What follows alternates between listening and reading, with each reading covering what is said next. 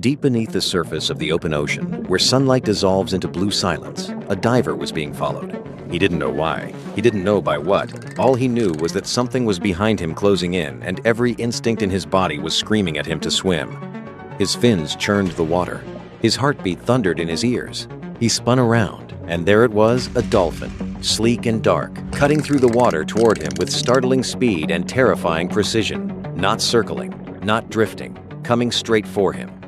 Most people imagine dolphins as gentle, playful creatures. But when you are alone in the open sea, with no shoreline in sight, and a wild animal bearing down on you from the deep, there is nothing gentle about that moment. There is only fear.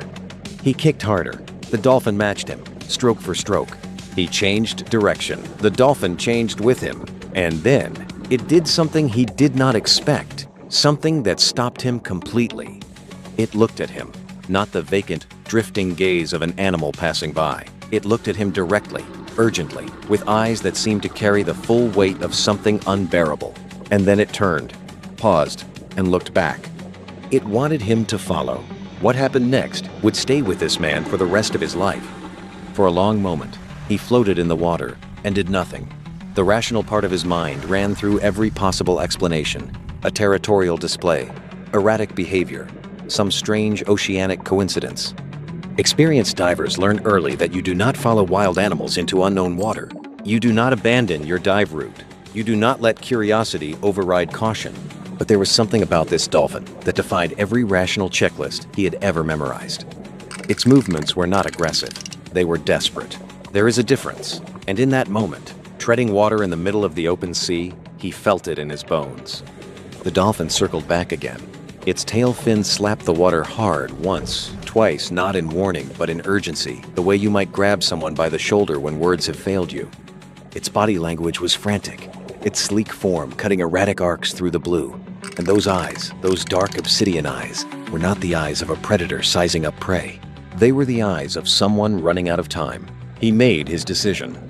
Slowly, cautiously, he turned his body in the direction the dolphin was pointing and began to swim. They moved together through the waterman and dolphin for what felt like several long, strange minutes. The underwater world drifted past in its usual dreamlike silence. Shafts of fractured light, the distant sway of seagrass, the occasional flash of silver from a passing school of fish. But none of it felt peaceful now. Every second felt charged, urgent, pressing. And then the dolphin slowed. And then he saw her.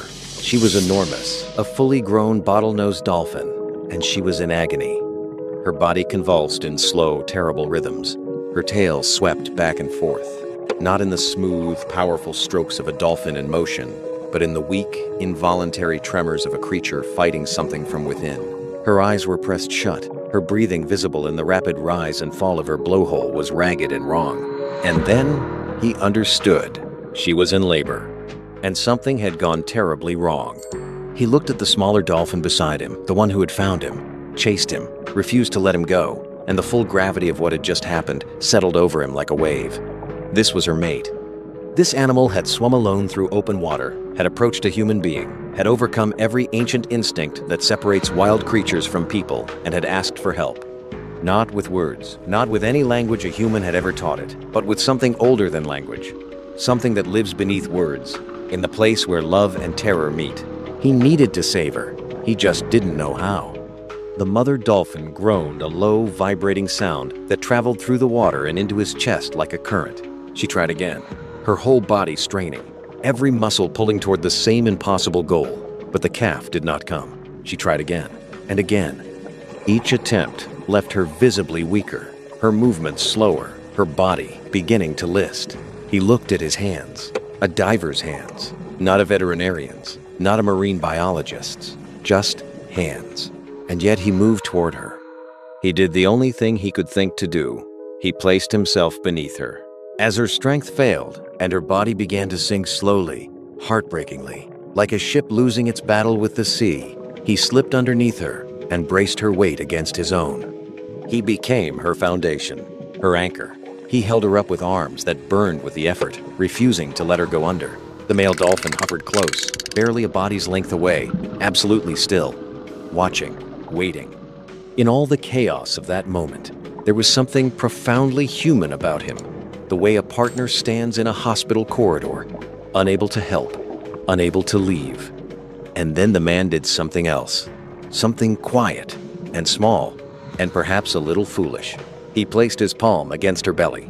He could feel her contractions moving through his hand, powerful, rolling waves of effort that shook her entire frame. He pressed gently, supporting rather than pushing, and he whispered the same words over and over into his regulator. Hang in there. She couldn't hear him, or maybe in some way science has not yet found words, for she could, because her eyes opened. Those great dark eyes, clouded with exhaustion and pain, opened and found his face. And for one suspended, impossible moment, a human being and a wild dolphin looked at each other across every boundary that should have separated them, and something passed between them that had no name. Then her whole body surged, one final, tremendous, everything she had left contraction, and the world cracked open. And then, in a rush of motion and light, the calf was free. It did not cry the way a human baby cries. Instead, it spun, a single spontaneous, joyful somersault, as if its very first act upon entering the world was to celebrate the fact of being in it. Then it found its mother, nuzzling into the curve of her pectoral fins, and she curved her body around it with the slow, exhausted tenderness of every mother who has ever fought to bring a life into being. For a moment, the man simply floated. His arms ached, his tanks were low. The adrenaline that had carried him through the last hour was fading fast, leaving behind a trembling, overwhelmed, tear-streaked human being treading water in the middle of the open ocean. Having just witnessed something he would spend the rest of his life trying to describe accurately at dinner parties.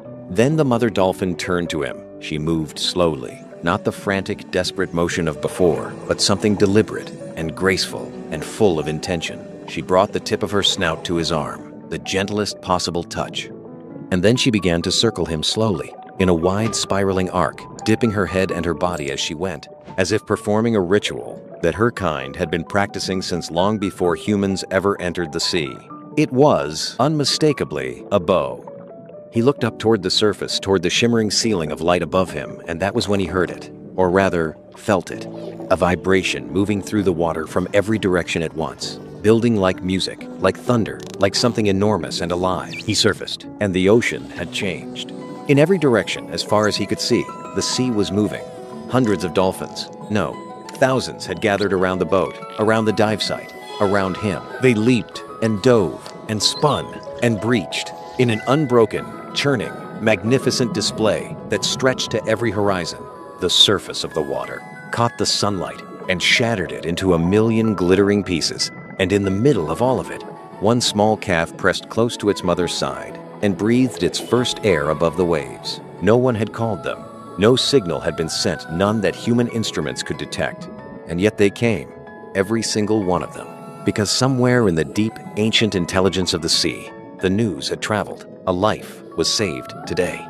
And it had been saved because a creature who had every reason to fear a human chose, in its most desperate hour, to trust one instead. The man floated among them for a long time, not thinking, not analyzing, just present in the way you are present, at the very best and rarest moments of your life, when you understand, with perfect clarity, that you are exactly where you are supposed to be. Out at sea, where the water runs deep and the world runs quiet, a mother breathed easy, a calf learned to swim. A mate who had gambled everything on a stranger's goodness returned to his family whole. And a man who had gone into the water that morning looking for the mysteries of the ocean came back to shore having found the greatest one of all. That love, in its truest form, speaks every language, even the ones we haven't learned yet. Thanks for watching until the end. If this story moved you, leave a comment below. We read every single one. Subscribe for more stories from the natural world that remind us what really matters. See you in the next video.